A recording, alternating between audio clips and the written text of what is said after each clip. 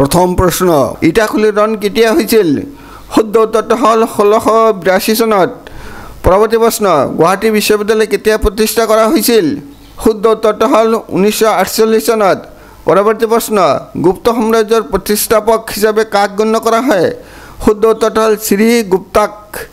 পৰৱৰ্তী প্ৰশ্ন সংগীত নাট একাডেমি বাৰ্তা লাভ কৰা প্ৰথম অসমীয়া মহিলা কোন আছিল শুদ্ধ উত্তৰটো হ'ল প্ৰতিমা পাণ্ডে বৰুৱা পৰৱৰ্তী প্ৰশ্ন অসমীয়া ভাষাৰ মূল ভাষা কি শুদ্ধ উত্তৰটো হ'ল সংস্কৃত পৰৱৰ্তী প্ৰশ্ন কেতিয়া অসমীয়া ভাষাৰ উদ্ভৱ হয় শুদ্ধ উত্তৰটো হ'ল নৱম আৰু দশম শতিকাত পৰৱৰ্তী প্ৰশ্ন মিৰি জয়ৰী নামৰ উপন্যাসখন কোনে লিখিছে শুদ্ধ উত্তৰটো হ'ল ৰজনীকান্ত বৰদলৈয়ে পৰৱৰ্তী প্ৰশ্ন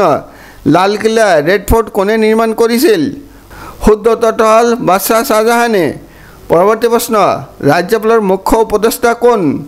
শুদ্ধ উত্তৰটো হ'ল মুখ্যমন্ত্ৰী পৰৱৰ্তী প্ৰশ্ন ৰাজ্যসভা প্ৰস্তাৱটো গৃহীত হোৱাৰ কিমান দিন আগতে উপৰাষ্ট্ৰপতিয়ে জাননী দিব লাগে শুদ্ধ উত্তৰটো হ'ল 14 দিন আগতে পৰৱৰ্তী প্ৰশ্ন পৃথিৱীৰ ভিতৰত আটাইতকৈ দীঘল পৰ্বতমালা কি শুদ্ধ উত্তৰটো হ'ল এণ্ডিছ পৰ্বতমালা পৰৱৰ্তী প্ৰশ্ন পৃথিৱীৰ ভিতৰত আটাইতকৈ সুউচ্চ পৰ্বতমালা কি শুদ্ধ উত্তৰটো হ'ল হিমালয় পৰৱৰ্তী প্ৰশ্ন বাৰাণসী ক'ত অৱস্থিত শুদ্ধ উত্তৰ হ'ল উত্তৰ প্ৰদেশত পৰৱৰ্তী প্ৰশ্ন উজ্জয়িনী ক'ত অৱস্থিত শুদ্ধ উত্তৰ হ'ল মধ্যপ্ৰদেশত পৰৱৰ্তী প্ৰশ্ন কোনখন দেশক বেটেল গ্ৰাউণ্ড অফ ইউৰোপ বুলি কোৱা হয় শুদ্ধ উত্তৰটো হ'ল বেলজিয়ামক পৰৱৰ্তী প্ৰশ্ন মাউণ্ট এটনা এটা সক্ৰিয় আগ্নেয়গিৰি বিশ্বৰ কোনখন দেশত অৱস্থিত শুদ্ধ উত্তৰটো হ'ল ইটালীত পৰৱৰ্তী প্ৰশ্ন কিমান চনত পাৰস্য সম্ৰাট নাদিৰ শ্বাহে ভাৰত আক্ৰমণ কৰে শুদ্ধ উত্তৰটো হ'ল 1739 চনত পৰৱৰ্তী প্ৰশ্ন মই কোন আৰু মই কিয় এই পৃথিৱীলৈ আহিছিলোঁ মই নেজানো মই মোৰ দেশ আৰু প্ৰজাৰ বাবে একো কৰিব নোৱাৰিলোঁ মোৰ জীৱন অথলে গ'ল কথাষাৰ কোনজন মোগল সম্ৰাটৰ অন্তিম বাণী শুদ্ধ উত্তৰটো হ'ল মোগল সম্ৰাট ঔৰংগজেব পৰৱৰ্তী প্ৰশ্ন মহাবলীপুৰ মন্দিৰ ক'ত অৱস্থিত